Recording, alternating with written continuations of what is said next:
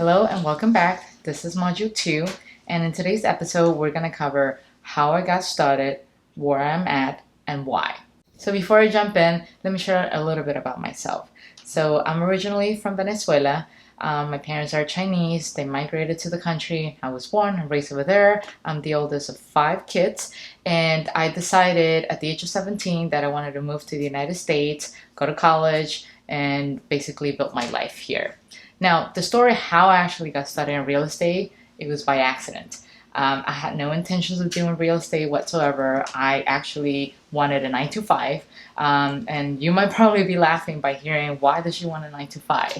Well, when I was growing up, my parents owned a restaurant, and I like to call it the sweatshop. My parents worked a lot of hours, and it was family owned, family operated. My parents were the managers and the cooks, and my sisters and I were the little waitresses. And so you can imagine little kids waiting tables.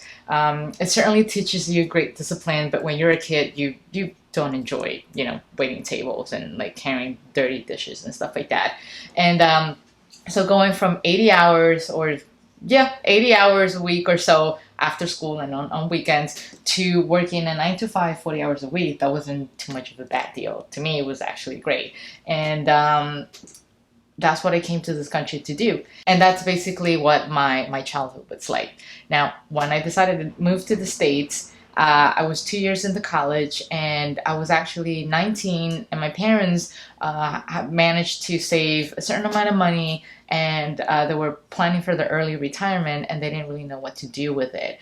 And me not understanding much about the stock market, I figure I'm just going to do what I know best, and that's real estate. I've watched a lot of HGTV shows. I'm sure you know what the channel is about. And in my mind, I thought managing real estate was easy. And it turns out that I was not.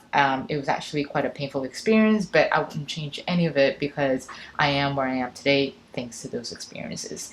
And so 19, and it was about a year or two before the financial crisis hit.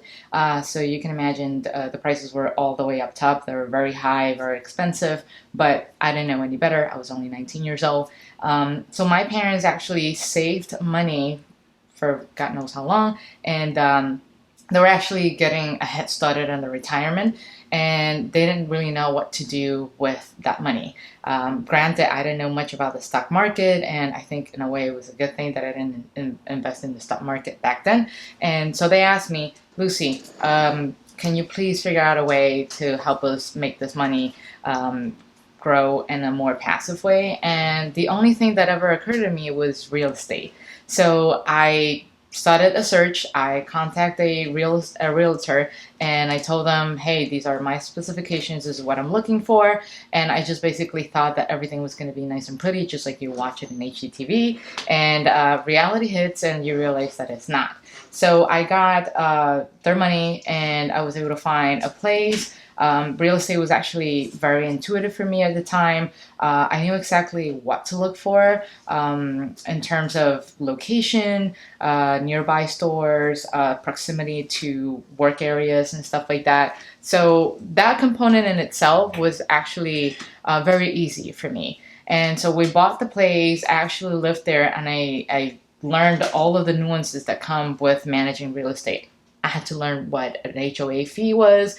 I had to learn how to deal properly with contractors, the maintenance guys in the buildings and stuff like that. So when you're 19 years old, it's actually quite a learning experience. So so that was it for the first property. Then you fast forward 3 years, and my parents managed to aggressively save money again.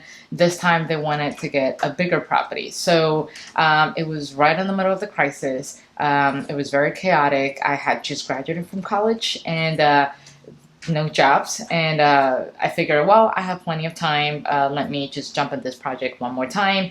And it was quite a learning experience. It was a pretty rough path, but I wouldn't change it for anything in the world. I definitely learned a lot from it. So the second property that I helped my parents invest was a foreclosed home.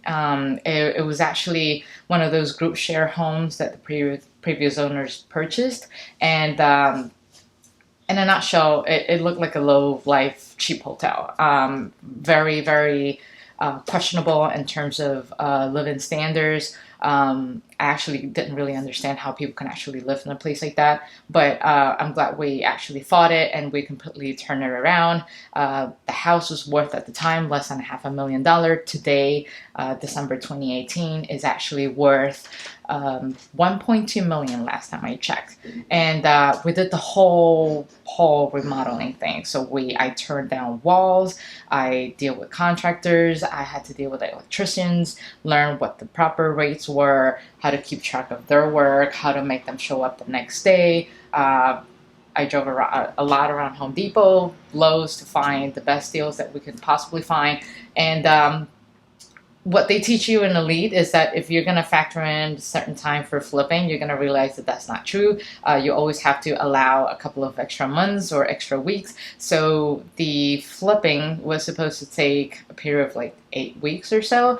And in reality, it wound up taking a total of 9 months. But again, totally worth it.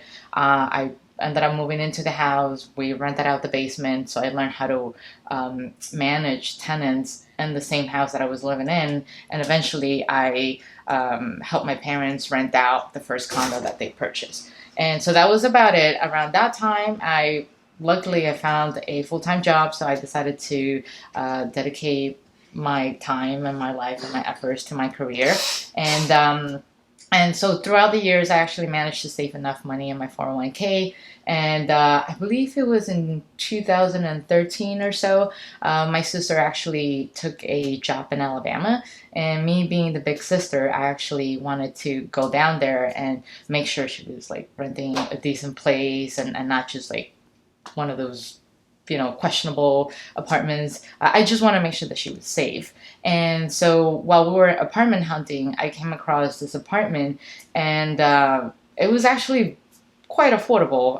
It was a little after the crisis happened, and I liked the fact that it was close to the University of Alabama. I think it was about 5 minutes of a car drive, and it had all the necessary amenities. The area was actually pet friendly. I have 2 dogs, so I love pets. And the proximity to the supermarket, like it was on the perfect centric spot. And it happened to be on sale. We were looking for a place for rent, but when I asked the listing agent, he said that it was actually on sale. He just didn't have the time to list it on the market, and I basically just leveraged my 401k. So there goes. That was my first property for myself, the one that I managed to buy with my savings. And so that was back in 2013. Fast forward a couple of years, and we are in 2018.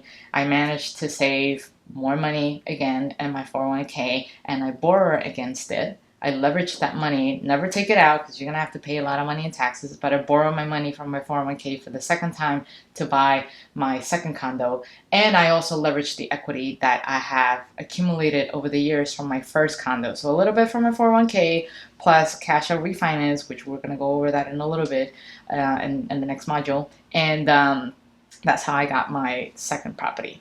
And you fast forward maybe 3 months, it was actually my birthday. And my sister was actually telling me about this Rich Dad Poor Dad event and asked me if I wanted to attend. And that's how I got started with Elite Legacy. I met a wonderful man called Pip, who basically he changed my life. He helped me view things in a way that is different, and how you can actually make that passive income become true. And that's when I realized that, I actually like real estate. I'm actually good at it, naturally good at it. And you know what? I want to replace my job with real estate investing. And that's when I became even more aggressive and very active with it. And, but I didn't have any funds. I basically milked everything I had from my first condo, and I got everything I have from my 401k. So I actually had to figure out a way to get more equity or get more money. And so I started going to local RIAs. I started attending a lot of the symposiums at Elite Legacy, talking to people, trying to find answers, a lot of Google search, a lot of YouTube search, talking to a lot of bankers or mortgage brokers and stuff like that, just to kind of learn what my options are. What I realized is that the more you look, the more information you find. And I also leveraged my network. So I started talking to people that are within my circle that had money saved, that I had either some type of equity accumulated, that it was the money was just sitting there. And that's how I first came across to a friend of mine who had reached out to me a couple of years ago. She had roughly about $40,000 saved in her account, and she didn't really know much about investing. And so she reached out to me, but at that time I was actually pursuing my master's, and I decided to hold off on it because I didn't really have the time. And if you get to know me, one big thing about me, my brand is very important. It takes centuries, forever to build up your brand. It takes less than 1 second to get rid of it, killed it, and completely flush it down the toilet. And so I didn't want to commit to something that I knew I wasn't going to be able to deliver. But when I attended the first symposium, I realized, you know what, I'm ready. I can do this. I got my MBA out of the way, and I'm working a full-time job that's somewhat flexible. I still work my 40 hours a week, but I could get away with doing something on the side. So I reach out to this investor and I say, hey, do you remember that one time? What do you think about this? But I had my numbers ready. You can't just reach out to someone and say, well, I would like to invest in real estate, but then you have no clue what you're talking about. And I said, well, we have to invest in an area that is so and so and so. I already worked out the logistics. This is a list of a couple of properties that I found that it's going to match your criteria. It's going to be completely passive. I will completely manage it myself along with another property manager that's going to be on site. And that's how I managed to convince this person. And she went in with me. She actually put down all the money for the down payment. And because I had great credit, thankfully, I managed to just get another loan on the books. And that's how I got to my third property at that time. Then you fast forwarded a couple of months, I would say maybe around 2-3 more months into getting into the legacy training. And I found another investor who had a nice condo in New York City, and they weren't really doing anything with it. And so I actually reached out to them and I said, look, I have this property that I've been eyeing. It's actually a 17-unit complex that this is the return on investment, and all the magic numbers that you learn from PIP and how to calculate. So I show the breakdown. This is what the expenses are going to be like, and at the end, this is what's going to cash flow. And it wasn't easy. It took a couple of conversations. There were a lot of frustrations involved because there were a lot of stakeholders.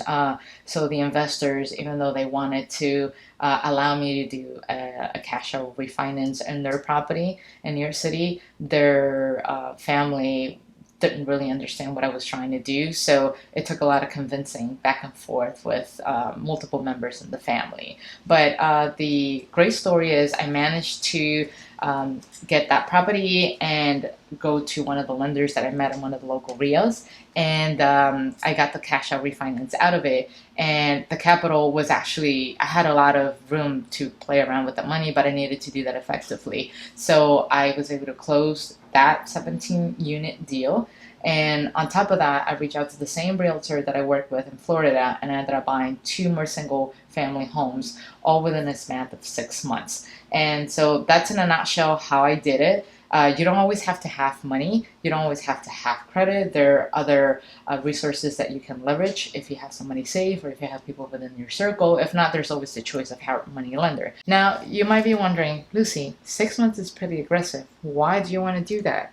And what really made me want to make a change was when my dad got sick last year. So he retired, and he was diagnosed with a terminal disease. We don't know how much time he has left. I'm so sorry. It's okay. But Mama Lucy. I hate talking about my personal life with people that I don't connect with, and the fact that I have to share that my dad was going through some trouble with, thank you, with people I just don't want to share that information with was very tough. But it was either that or I was going to lose my job. And so I work with great people. I love my team, but it's that lack of flexibility that I didn't like. And then on top of that, I thought, if my dad died, then how the heck am I going to come up with the money? Because obviously I was very ignorant with the way that I managed my money. It was all about being an empty suit, playing the part, looking the part, but in reality, have no substance. So now my question to you is, where are you at? You need to assess what you have in your plate. How much money do you have in your savings account? Do you even have a 401k? And if you do, how much money do you have in it that you can actually borrow against? And if not, then consider credit cards.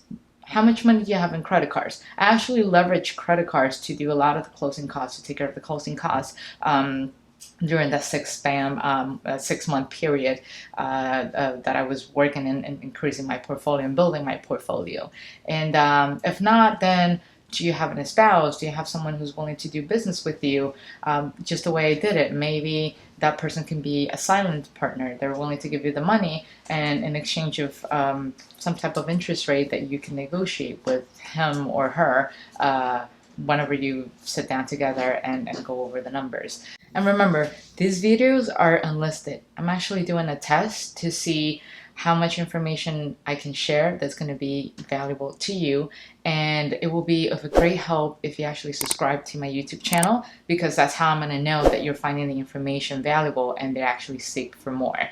And also feel free to hit me up with a comment, and I'll be more than happy to answer any questions you have at the end of each video. See ya!